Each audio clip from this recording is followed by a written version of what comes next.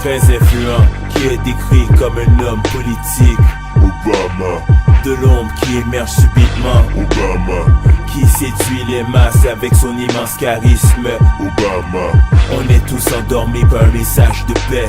Négro, attention, nous voilà piégés autour d'une fausse religion, vers la guerre et la destruction. Le nouvel ordre mondial est en action. C'est le temps pour la révolution. Dans pas grand temps, le 21 décembre 2012. La fin de temps, la fin de temps, dangereusement avance vite. Musique apocalyptique, c'est la guerre mondiale, c'est la guerre mondiale. Le sang coule pour l'argent sale. J'envoie un message codé à tous les conspirateurs pour assurer que LVA soit les meilleurs. Et toujours pouvoir dans l'industrie Illuminati, contrôlant les affaires du rap au travers l'industrie. Dans l'œil du pouvoir on agit. LVA, la société secrète, le nouvel Illuminati. Joignez LVA, le mouvement Illuminati. Illuminati, Illuminati, Illuminati. Illuminati brise notre corps et notre esprit. Les W contrôlent les États-Unis. L'œil de l'antéchrist nous suit. L'apocalypse, ce n'est pas demain, c'est aujourd'hui. LVA la prophétie, le mouvement Illuminati. Je suis le verseau de lumière, le berceau de la vie. Rien à foutre d'Obama et de son infanterie. Derrière la marionnette se cache la tyrannie. Écoutez, les 7 trompettes ont retenti. La politique et l'oseille se sont réunis. Vous savez, si nous en sommes rendus au point où nous sommes actuellement, c'est parce que la majorité des catholiques et des chrétiens se sont bouchés les oreilles depuis Léon XIII jusqu'à Jean-Paul II. Depuis le 1er mai 1776, une action concertée a été entreprise pour pouvoir établir un seul gouvernement mondial, un seul système monétaire mondial et une seule religion mondiale sous l'égide de Lucifer. Toutes les activités des Illuminati s'est fait de façon tellement occulte et secrète que nous étions en quelque sorte démunis faute d'informations. Mais Jésus nous dit, c'est la vérité qui vous rend.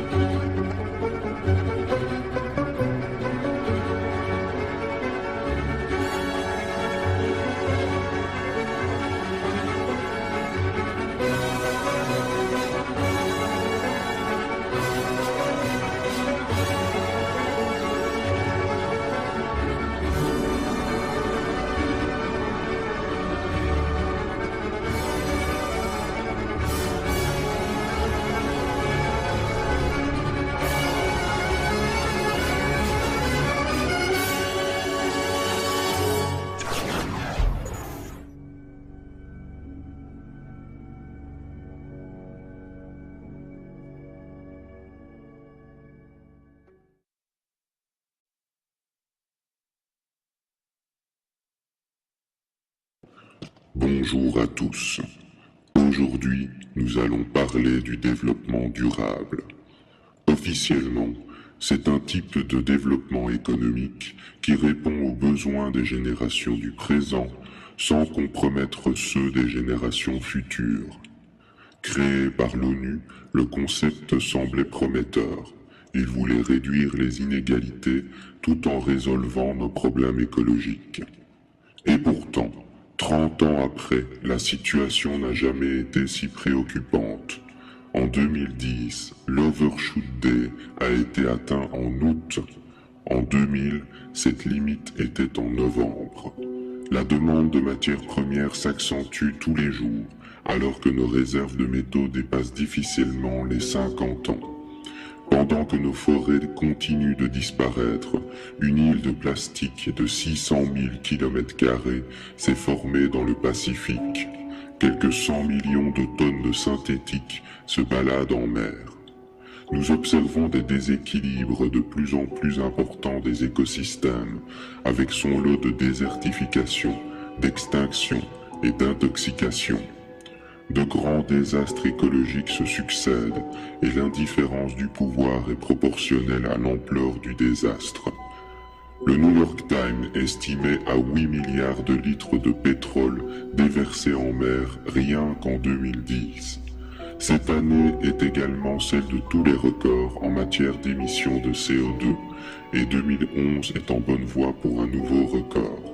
Tout s'accélère avec ou sans développement durable. Tout s'accélère malgré que 98% des Européens se déclarent concernés par l'environnement. Comment sommes-nous devenus des éco-citoyens déculpabilisés, acheteurs de voitures écolabels?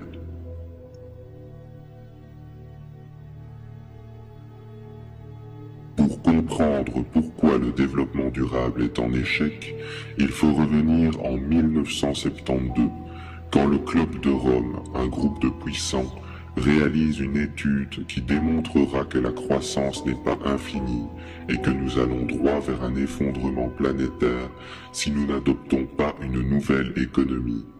Il était selon eux vital de créer un système basé sur une croissance en équilibre, car toutes les technologies vertes du monde ne pourraient pas venir à bout de nos contraintes. Économistes, politiciens et même écologistes vont rejeter en bloc cette hypothèse et choisir le développement durable. Deux solutions complémentaires s'offraient à l'humanité, celle d'améliorer la technologie et celle de modérer notre consommation. Le choix de l'ONU se portera uniquement sur le développement durable, qui a pour avantage de préserver l'essence même du trio capitaliste, productiviste, consumériste. Sans surprise, le concept de développement durable fut accaparé par les industriels et les corporations en raison d'un triple avantage. Il est profitable au capitalisme car il envisage la possibilité d'un consumérisme vert. Il est vecteur de croissance et ne remet pas en question ses limites. Enfin, il s'avère un redoutable outil marketing. Grâce au greenwashing, l'écologie devient un argument de vente. Pour développer ses profits, une entreprise doit faire croire aux consommateurs qu'acheter un produit vert est bon pour la planète. Monsanto, EDF, McDo, Suez, Total, la plupart des grandes entreprises sont les premières à devenir vertes. Un observateur distrait jugera que le monde se lance dans le changement, alors qu'en réalité, il s'agit de créer de nouveaux horizons de profit, tout en faisant croire à la masse que ceci est bon pour la planète. Dans ce cadre, le développement durable perd de son intérêt écologique. Prenons le cas de McDonald's, dont le logo devient vert et les menus bio. Leur but n'est pas de polluer moins, mais de s'adapter à la vague écologiste pour garder sa clientèle. L'effet est purement psychologique.